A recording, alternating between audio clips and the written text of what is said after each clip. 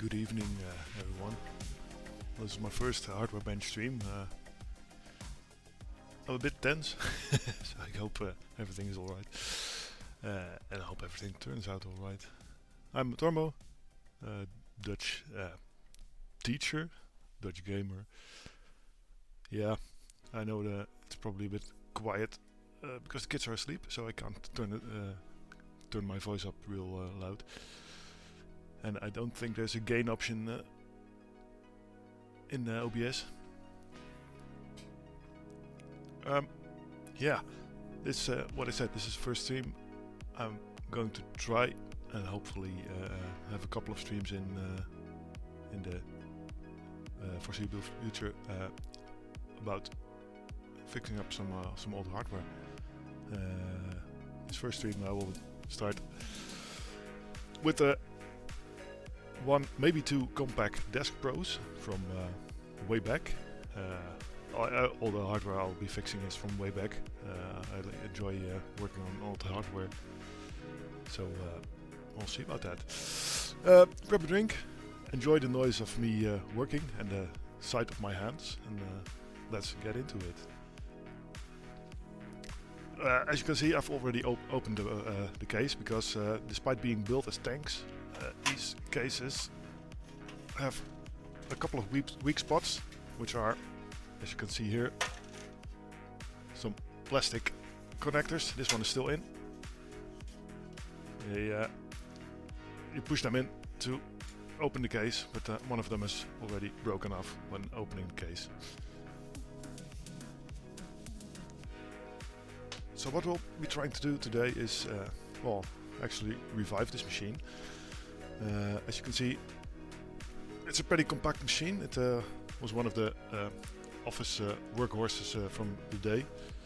This one is supposed to have a Pentium III 450 MHz in it. It's one of the Pentiums from the Cut My generation, the absolute workhorse of the late 90s office computing.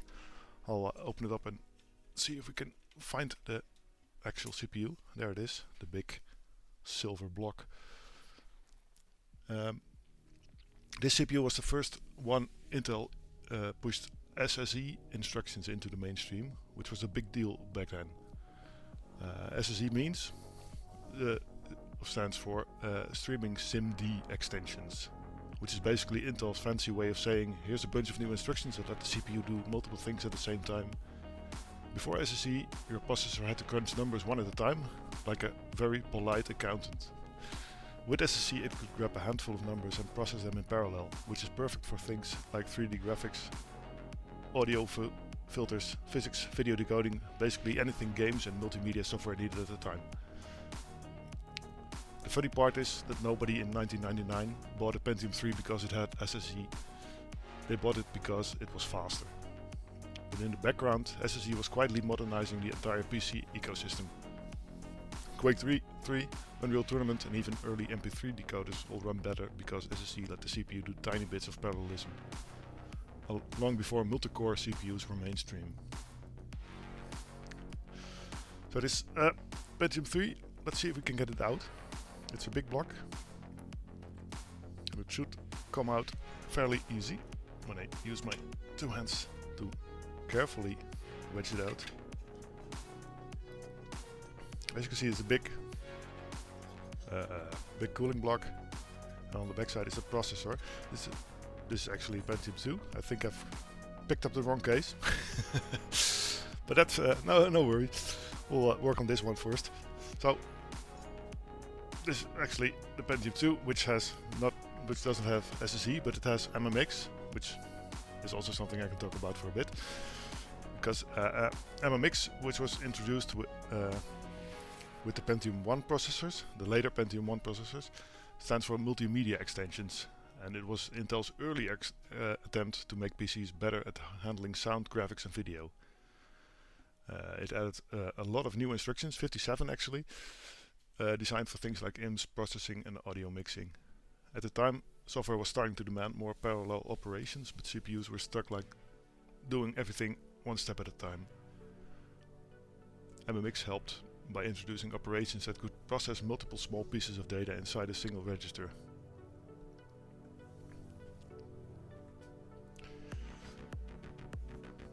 So we have this processor. It is a slot 1 processor. You can see it's actually, when you look at the bottom, it actually has a sort of, I'll try and move it a bit closer to the camera. It's actually more like a video card, graphics card, which you can slot into a slot. This one here, which was new for the Pentium II processors. The other earlier Pentium processors were actually just socketed processors, just like the ones you use now probably. Let's see what else we have here. This one only has a floppy drive left. There's no optical drive or hard disk remaining in this system. Most of my systems don't have hard disks anymore because either the previous owners removed them or they just don't work anymore. Old IDE hard drives are very hard to come by. It has a single stick of memory still in it. Let's see what it is. If it actually tells us what it is. It does. It is 46 megabytes of SD RAM.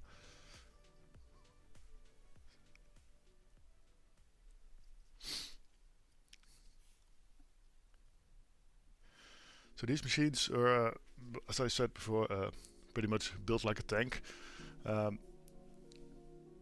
which is why I actually still have two remaining here, and we're in hopefully working order. There were the office workhorses from the day. You can see the power supply here with a cooling fan, the processor slot, two memory slots, and well, that's pretty much it. It is a speaker over here, and there are, but I need to figure out how to remove this, some extension card slots. They just pull out like that. You can see actually an ISA slot and two PCI slots here, and they connect to the motherboard with a specific Compaq extension port. And on board right here you see an ATI graphics processor. These PCs had, let me look it up real fast, ATI Rage Pro Turbo on board, which is, well, a lot of words for saying not a very good graphics card. It was suitable for office tasks, but not very much more. You couldn't play a proper game on it, not even back then. At least not a 3D game. 2D games worked fine. Alright, it is all very clean, so what I usually do is clean the inside of the system, but I don't think that's really necessary. I don't see any dust or any gunk anywhere, not even in the fan for the power supply. I see one thing that's missing, and that's the floppy data cable, this one. So I'll, in my break, I'll see if I can find one in my enormous mountain of retro hardware I've collected the past couple of years / months.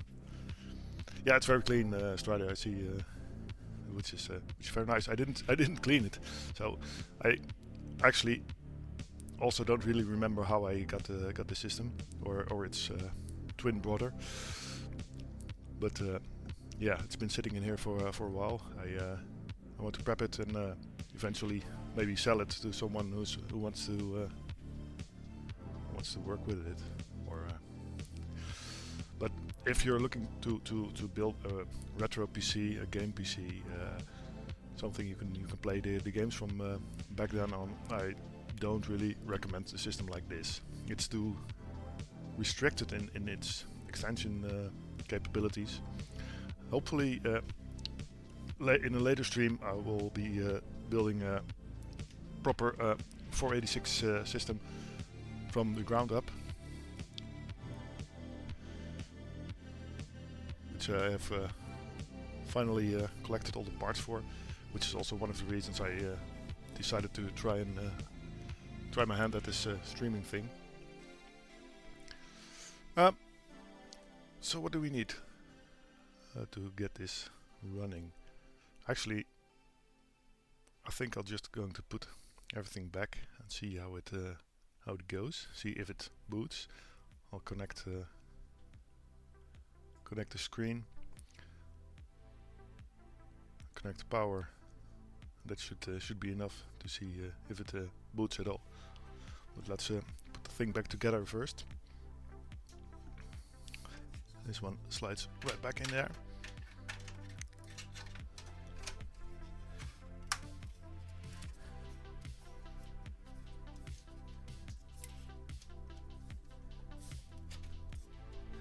Need to press pretty hard, but as I said earlier, these things are pretty much built like a tank, so it should be fine. Unless you hear something crack, then you're probably too late. Let's put the memory back in.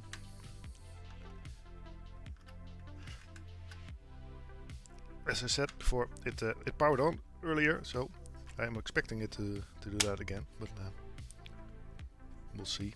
You never know with old hardware like this. Let's put the CPU back in. You just slide it back in place. Fold this back down. I'm not going to bother with putting up the case for now. I'm going to pull out my old, I don't have a CRT monitor handy, but have a relatively old TFT lying around, which I can just put on there.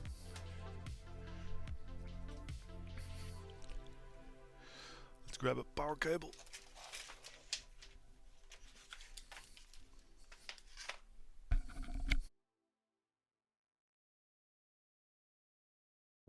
Let me mute the mic real quick because I'm making a lot of noise.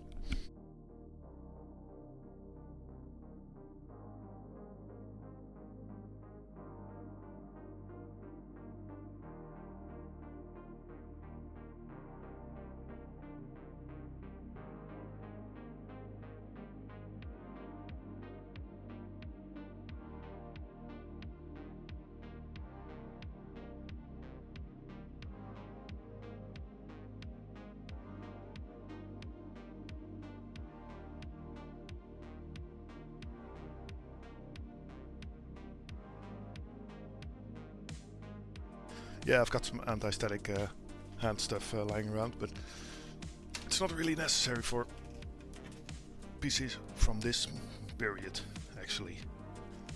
They were very resistant to static electricity, so once you start working with more modern hardware, it's pretty important. But so let's see where the power button actually is. It should be right over there. And I'll put my mic close so you can hear it boot up.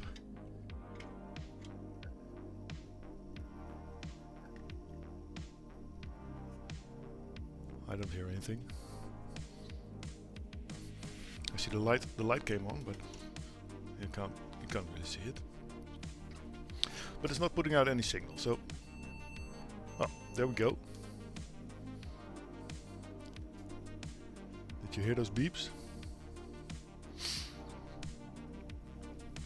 That's a sign something is wrong.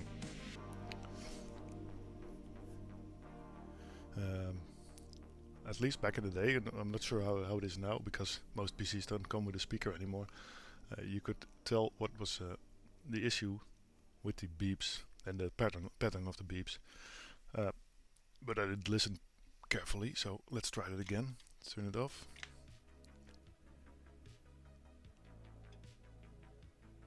Turn it on again.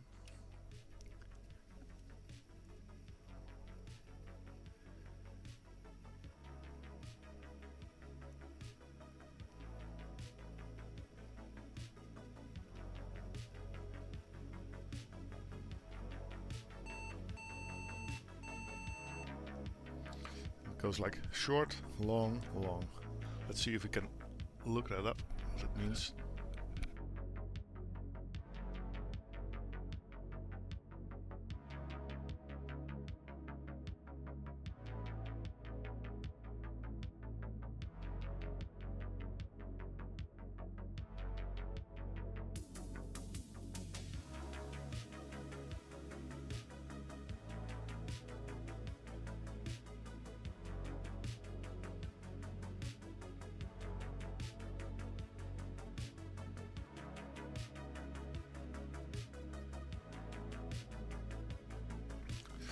Well, apparently it claims that it's a video issue. That's something we can see if we can fix, because I've got some spare video cards I know work lying around. So let's shut it down. I fit in one of my spare video cards.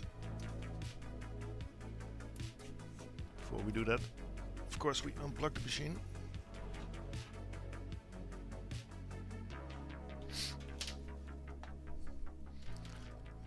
Side, and the video card goes in one of these slots, so let's unplug this again. I should have a PCI video card handy. Let me look it up real quick.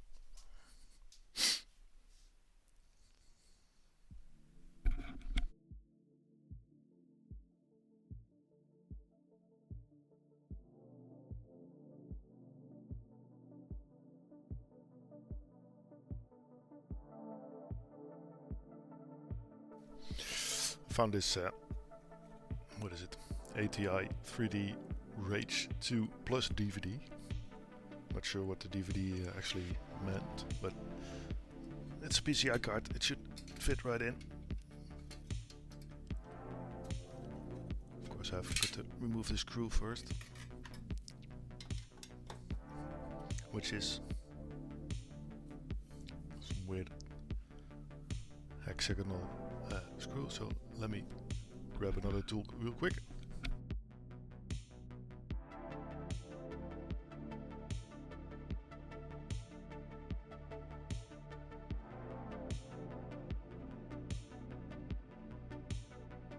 Always have your tool set handy when doing stuff like this.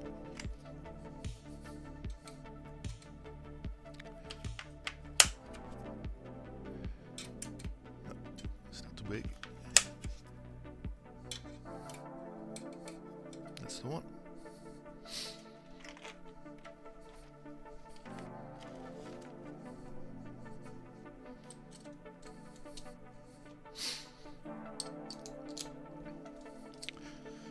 Everything all right with the stream quality?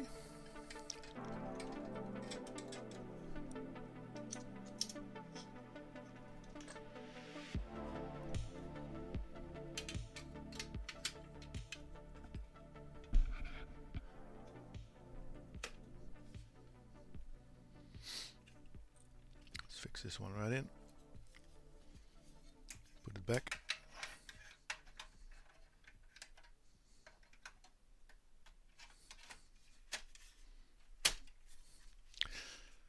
Cables back and see if this fixed our little issue.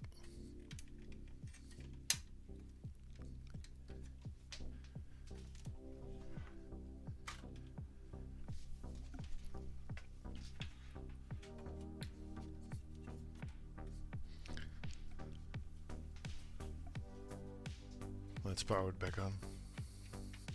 See if we get an image this time.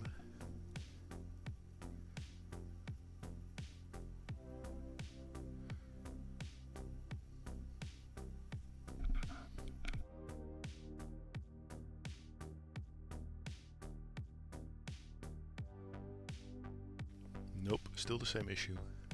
I guess it wasn't the video after all. These beep patterns can be rather confusing, because when I hear something which sounds long to me, oftentimes they actually call it a short beep, so it might be the memory, it might be the CPU after all, the processor. So luckily I've got replacements for both, but I need to look them up real quick.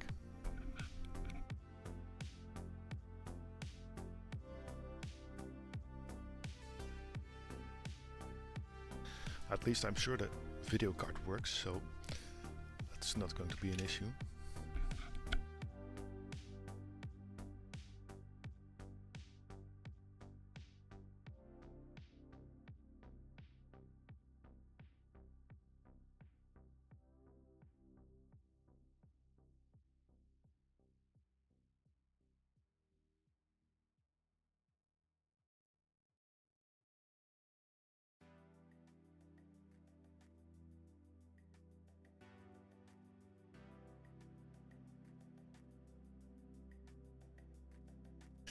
Yeah, those were the days, Strider. I remember that as well. I used to be a member of the Dutch Power Cows.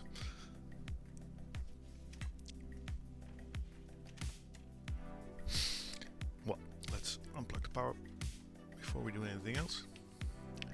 Something else I've noticed, which may actually be the cause of this, is if you look over there, there's a spot for a CR2032 battery, which is pretty empty. So let's try putting one in first.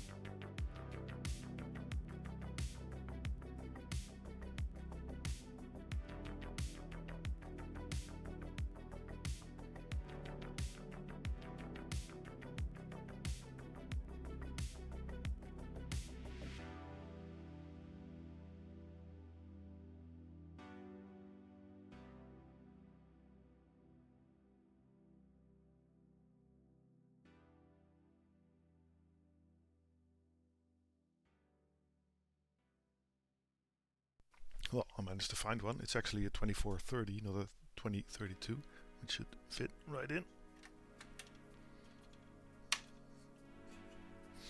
So let's try that before we start replacing the CPU and memory.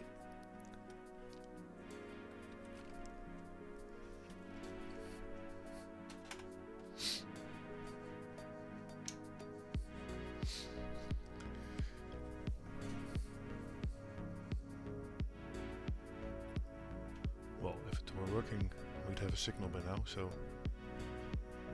that was not the issue at hand. Yeah, there it beeps again.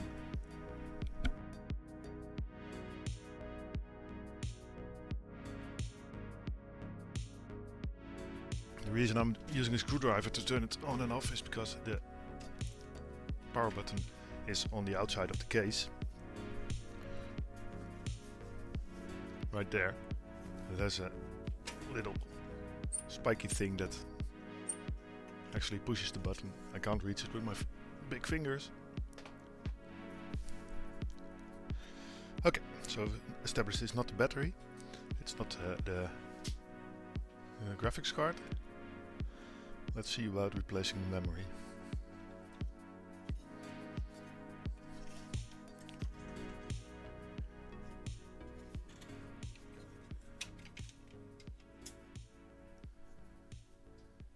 Because I also have a spare CPU, but if you can see it's a bit on the thick side, so it won't fit under the case when folded down. So let's do that as a last resort.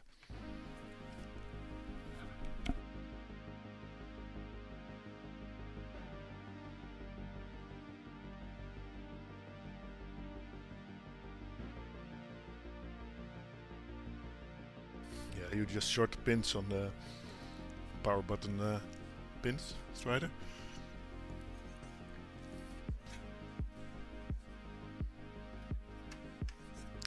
So let's see if the memory module is actually the issue. I've got another one right here. another 64 meg of SD RAM. Stick it in the same slot first. After that, we'll see if it's actually the slot that's the issue, which is also a possibility.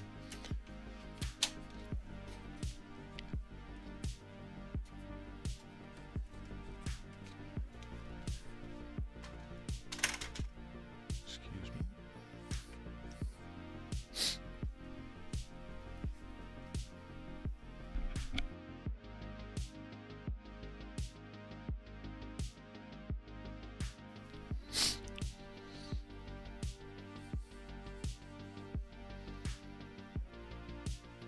Still no go, it would seem. Waiting for the beeps.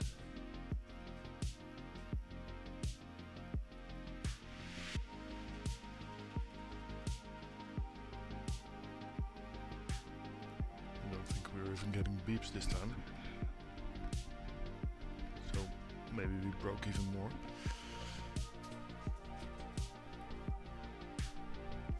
Let's turn it back off.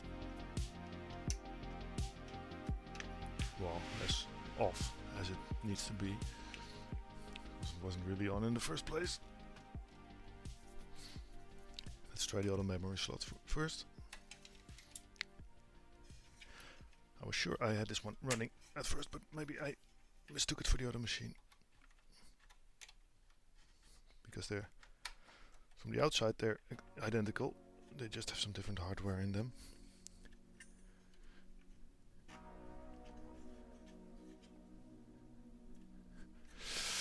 Yes, working on it, Strider, but it's not really cooperative right now.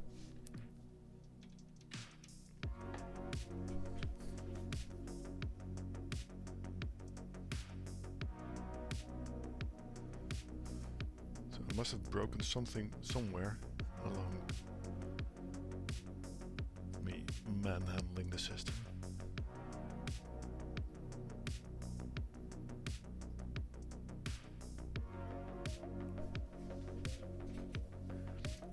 Try the other VGA port, just to be sure.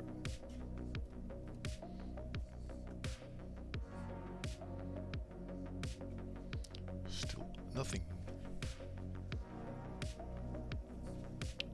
Seems to like this memory module even less.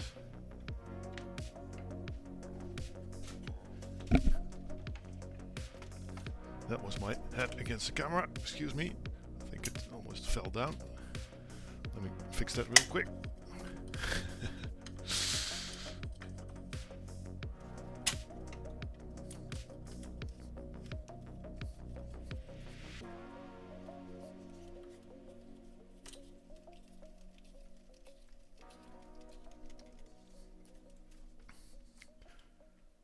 And we're back.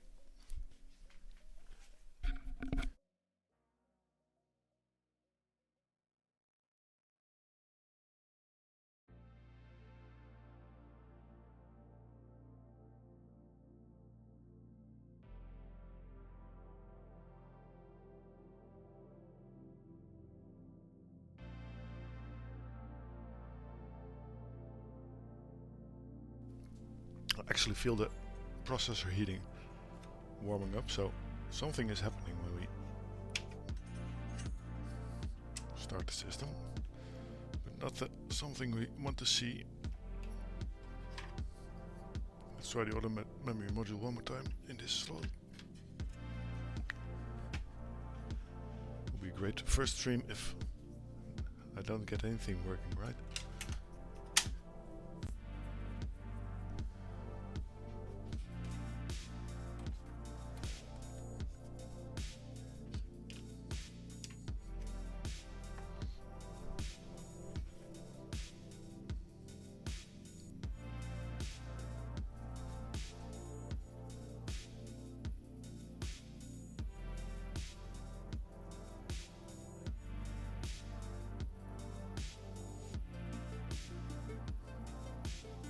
I really wonder where the beeps went.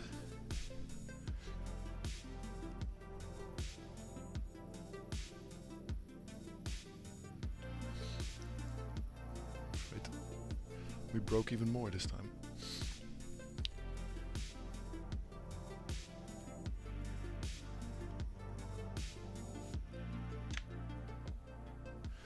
Right. Well, let's see if swapping out the processor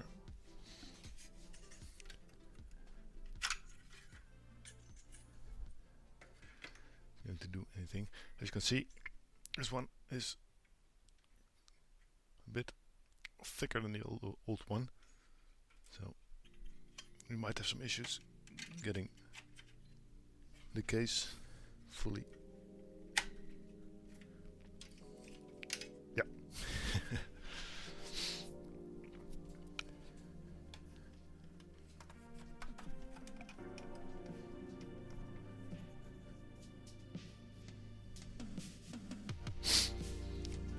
Let's see what happens with this processor.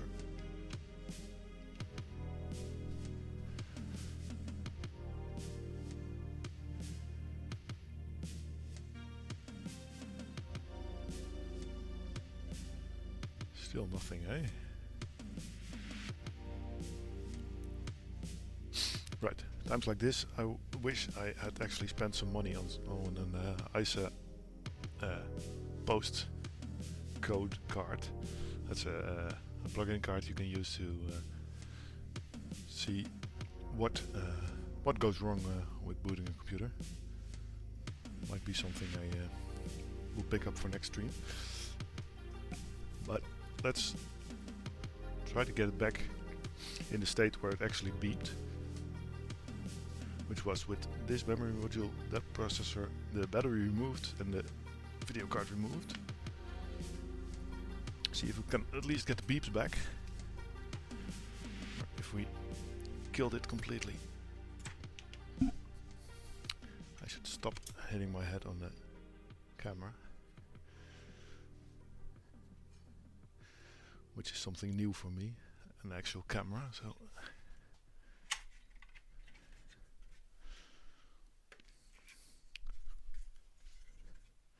let's put this big one back in place.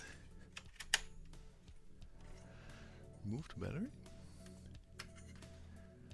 if it wants to get removed.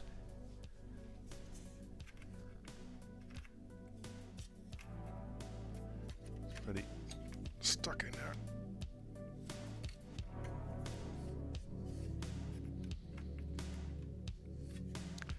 Doesn't feel like coming out. Let's try and nudge it slightly with a screwdriver. We use a flat bit for this.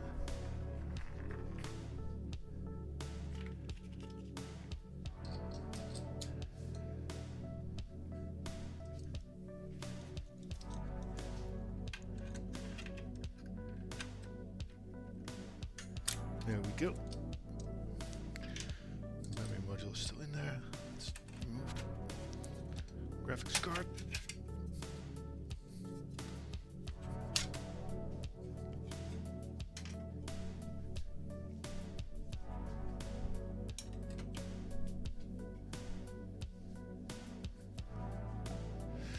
Put this unit back in place.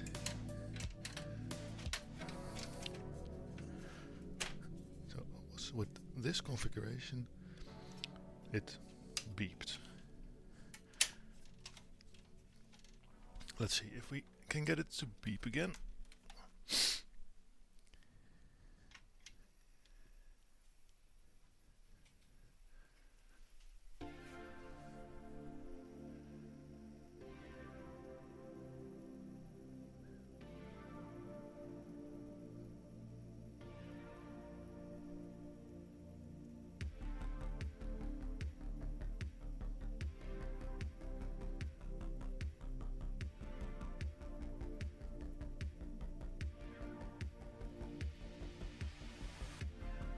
Doesn't feel like it.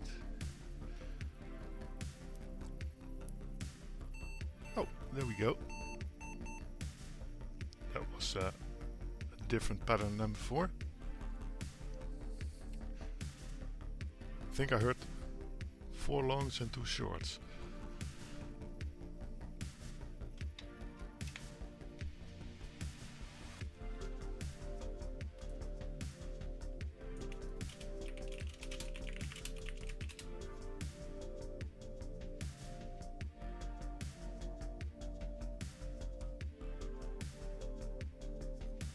See if we can find that list of beep codes.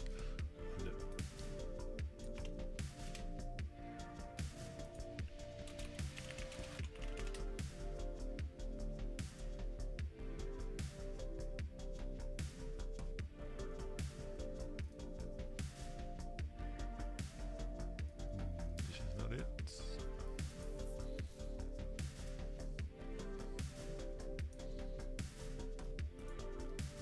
I'm not sure if it's Compaq specific or just universal.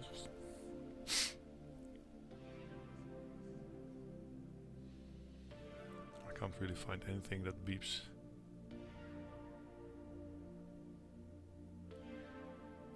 Well, there's this one. It's a actual Compaq beep code. It says 7 beeps, 1 long, 1 short, 1 long, 1 short, pause, 1 long, 2 short. It says AGP video is the issue at hand, which could be the case because the onboard video processor is actually an AGP processor. But that should mean if I plugged in the PCI card, it should actually work. Let's see if I can find another PCI card we can use. I should have more.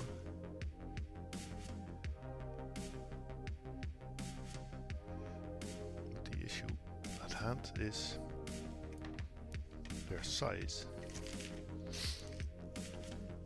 The 3D charger was a nice small one, and the other ones I have are all pretty big. This matrix card, but I don't think it will fit. Well, we can see it's a pretty chunky unit.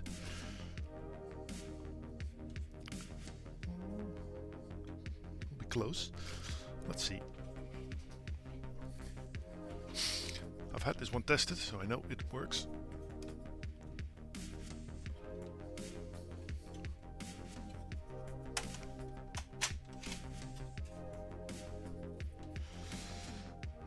It in.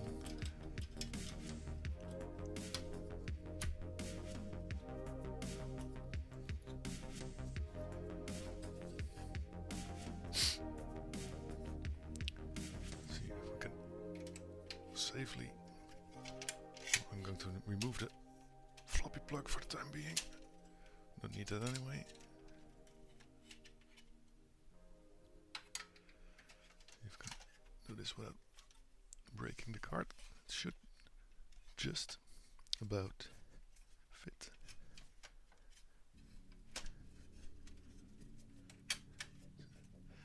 It's lying on there, but it should be fine. Let's plug that monitor into that one. Let's see what happens.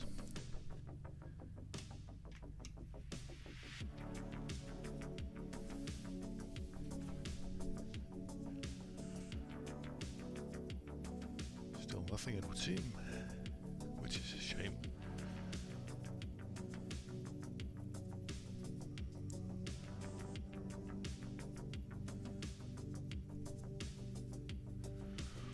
Oh, wait, we've got something. Look here.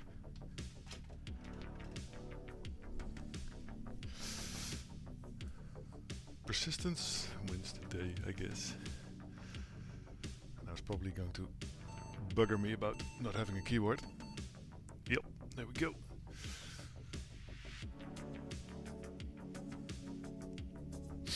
But we've got a working machine. The problem is, I don't really want to leave this card in there because I want to sell this machine and absolutely not sell that card. At least we've identified the issue for now. I'm going to take a quick break, and after that we'll see about the other system, the one that I actually wanted to check out today. So I think I'll be back in about 10 minutes. I'm going to grab a drink and put the other system in place, which you will probably see because also my BRB scene is a live cam. So see you in a bit. Thanks.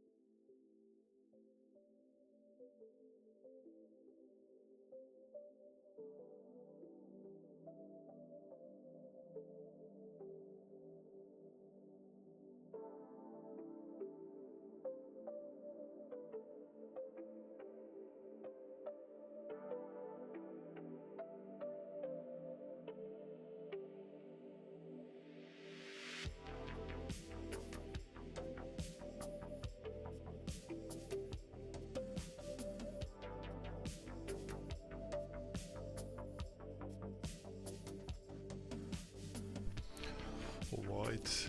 The second system is in place now.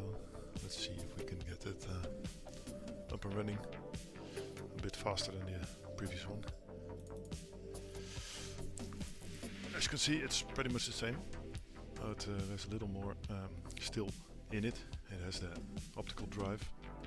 Let's see if we can pull it out. Looks like it's fixed somewhere. Just come out with being nudged a bit. Let's not try and break it. It is one of the first actual slimline drives.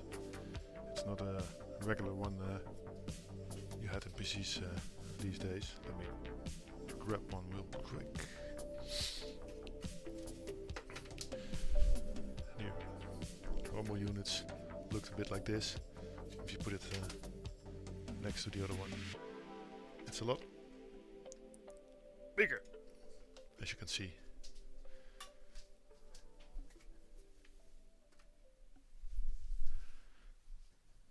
So this one still has a... I'm not sure what it actually is because it doesn't have any stickers. It's probably a DVD drive. No hard drive, floppy disk drive, still with the floppy disk cable actually.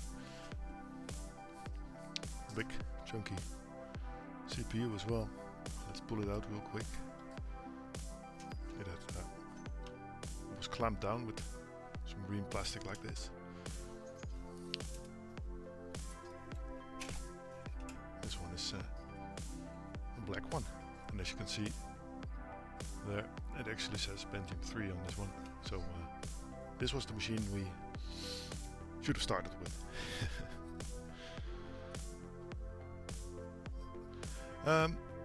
Well, this is, let's see if I can read this.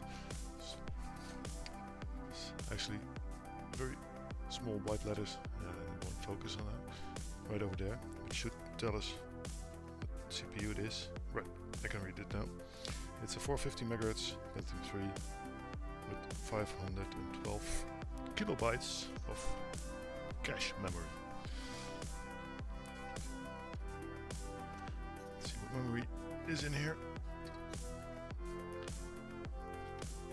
If I remember correctly, this one has, yeah, shows there, pretty big, 128 megabytes of PC100 SD RAM.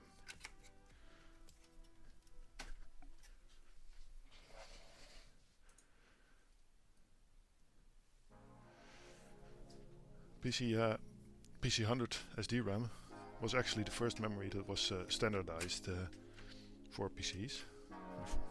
The memory these days is all standardized by an organization or a foundation, not sure what it is, called JEDEC, J-E-D-E-C, I'm sorry. My Dutch kind of peeked through there. And the JEDEC tells manufacturers what spec their memory needs to be if they want to call it a specific type of memory, like DDR5 has to be a specific speed. And well, PC100 was the first type of memory they actually enforced that for. So it's made it a lot easier for PC builders to actually put in the memory. You mean the DVD drive, Raz?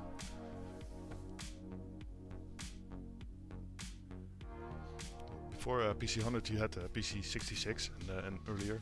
It was kind of a Wild West situation where everyone hoped their sticks would behave in old motherboards.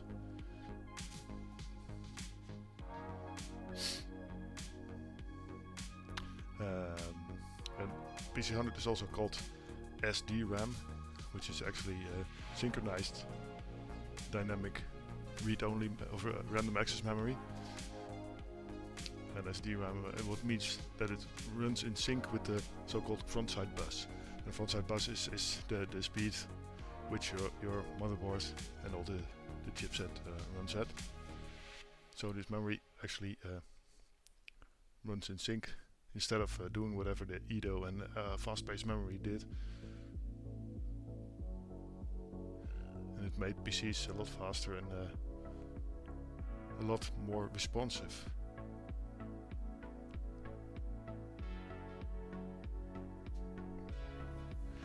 So with the memory in, the processor in, let's see if this machine boots. Because there's not much more I can tell about this machine than about the other one, because it's practically the same machine. I think it's actually 100% the same machine, but with other components.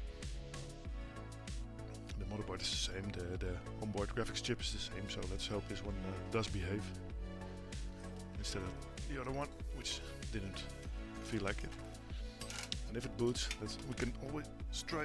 Let's see if we can actually, if I get this to close down properly, if we can connect a keyboard so we can get a look at the BIOS.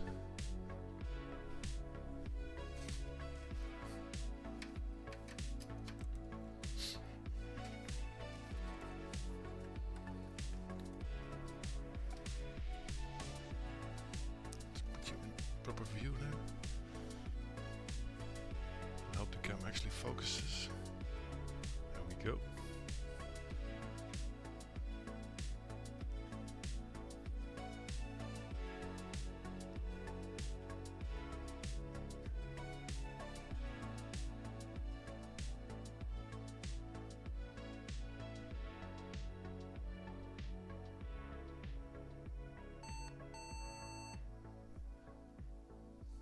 Once again, we seem to have an issue, which actually makes these streams more interesting, but I was sure these machines worked. Well now, these were only 2 beeps. Let's see what we can find about those. BIOS ROM checksum error is the first thing that comes up, which shouldn't really be an issue because it should just boot with that.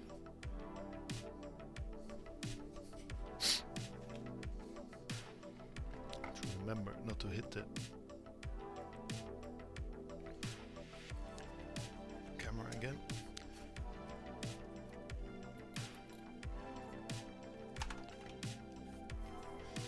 Very occasionally I forget to remove the power cord, which can be pretty deadly for a machine if you start fiddling with it without removing it. This one still has a battery in. Let's remove the battery and see if that helps anything. Because the other one actually booted without a battery in it, so the only reason those batteries are there so the BIOS stays powered, or so it can actually remember the settings.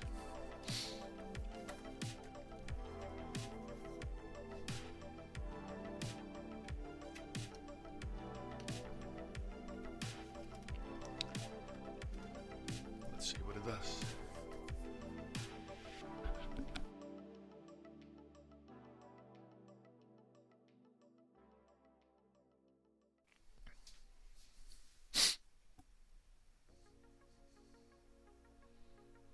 There we go.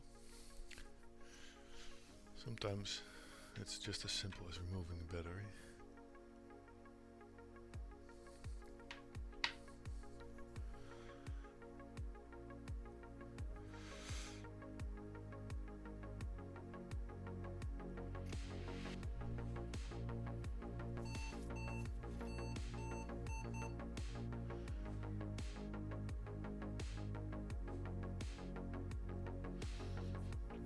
There's a couple things we can do now, but I'm not actually sure. I should have an MS-DOS diskette somewhere, but I forgot to label those things. What I do have is this unit, It's an actual Windows 95 boot floppy. But before we can start on that, let's see if we can get a keyboard connected so we can actually take a look at the BIOS. Because as you can see, we don't get anywhere from here if we don't have keyboard connected.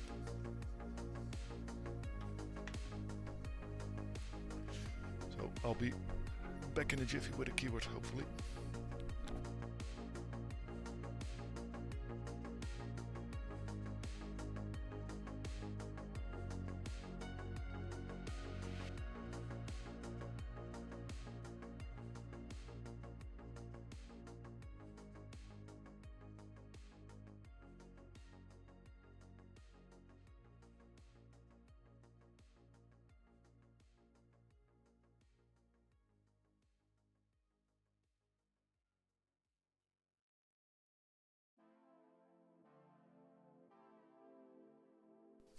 Right, that was fast.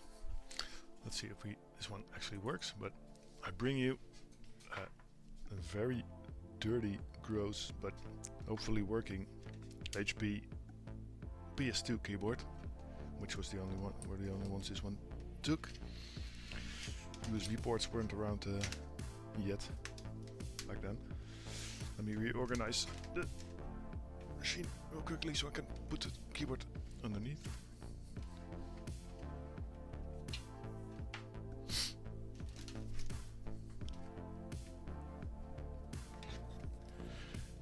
Yeah, that's a pretty standard office keyboard, I think.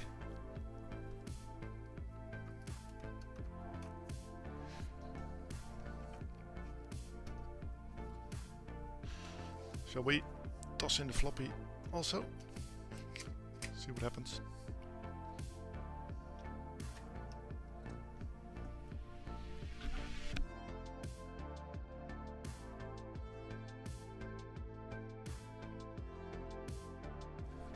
You can see the very slow memory testing on this screen.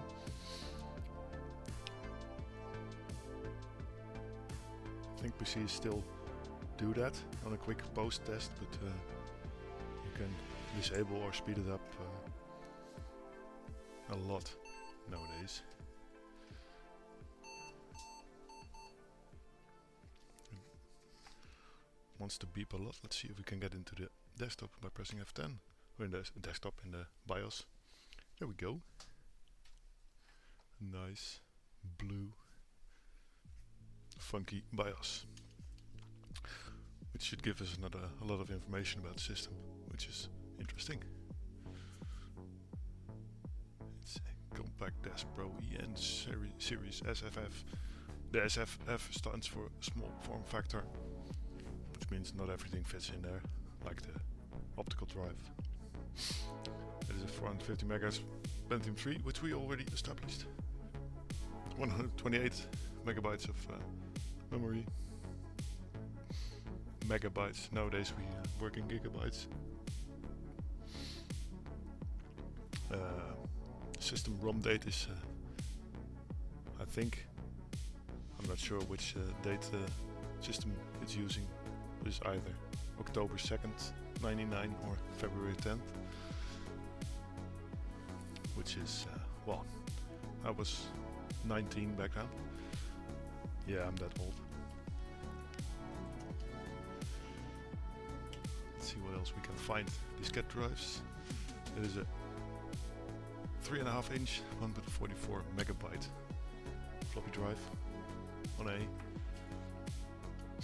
I'm actually looking at my stream screen right now because it's easier for me than looking at this screen lying down.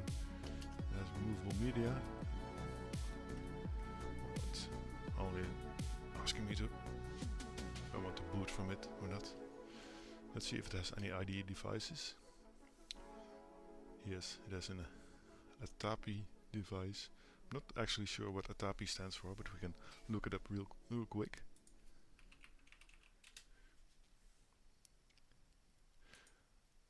ATI actually stands for ATA Packet Interface.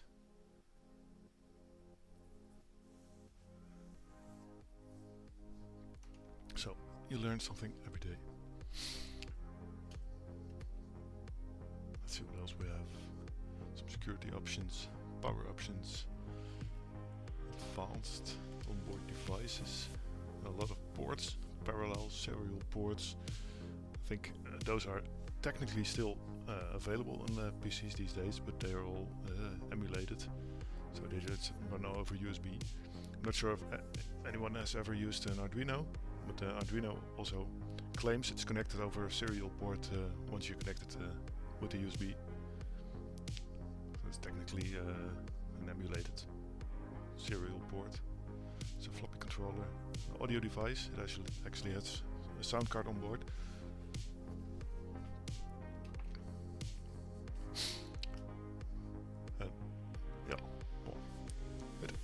It actually has USB. I must have missed that. Let's look back. Yeah, there's 2 USB ports on there, which are probably USB 1.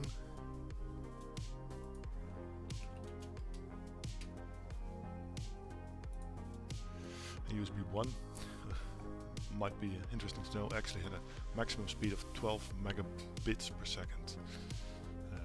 USB, what are we using nowadays? USB 4? Not actually sure.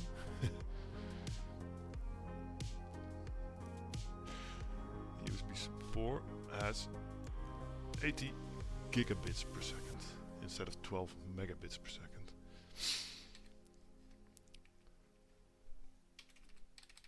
Okay, the keyboard stopped working. Interesting. Not sure what happened, but I think the machine froze for some reason. Let's reset it. Let's see if we can get it booted from the Windows 98 boot floppy.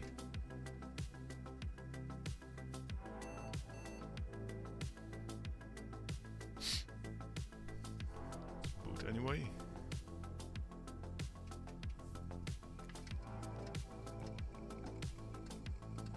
Try and let you hear some of the floppy sounds.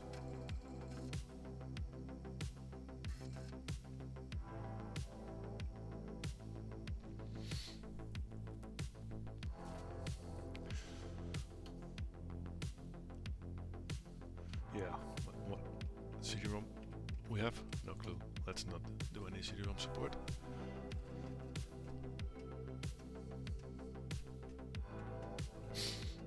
The weird thing about these machines, there were millions of, millions, maybe a bit big, but there were a lot of them back in the day, but there's hardly any documentation on them.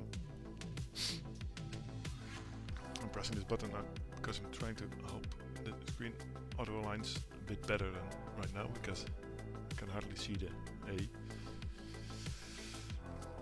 Let's see if I remember any of the old DOS commands. There is one.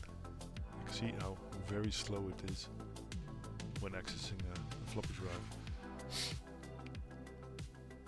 Well, but there's a lot of files on here, but we can't actually use any of them, or in any meaningful manner at least, because we don't have a hard drive. We don't have anything we want to use it on. So I think that pretty much concludes what I wanted to do today. It's actually a bit shorter than I anticipated, but that's okay. For a first one, I think next stream should be a bit more extended. I've got an old 486 system. I want to also see if it still works and make ready for sale. After that, I hope I still like streaming enough to actually do more. But after that, I want to build from scratch. I've got all the separate components lying around. I want to build a 486 system from scratch. I can give you a little sneak peek with some of the components I want to use in there. This is one of the things. It's an actual AMD 486 DX4 100 megahertz. I've got some memory to go in there.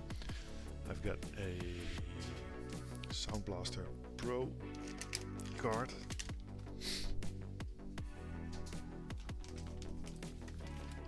Got some fast page memory modules to go in there, and the only unit that isn't really time era appropriate is this thing. I'm going to use a compact flash adapter, so I can actually properly use the storage and not rely on old hard drives that are probably going to break. Well, I guess thank you all very much for being here. It was rocky at first, but I think I got into it when time passed. Yes, you do, Strider. This is the Windows 98 boot disk I put in there, just so we can actually see something more interesting than a BIOS screen. Yeah, thanks all for being here. I actually started enjoying it during the stream, so I will be back. There will be at least one more, and after that we'll see how things turn out. I'm going to grab myself a well-deserved beer, and I hope you guys do the same. I don't really have an ending screen, so I guess I will be just shutting it down for now. Thank you guys, and goodbye. See you later.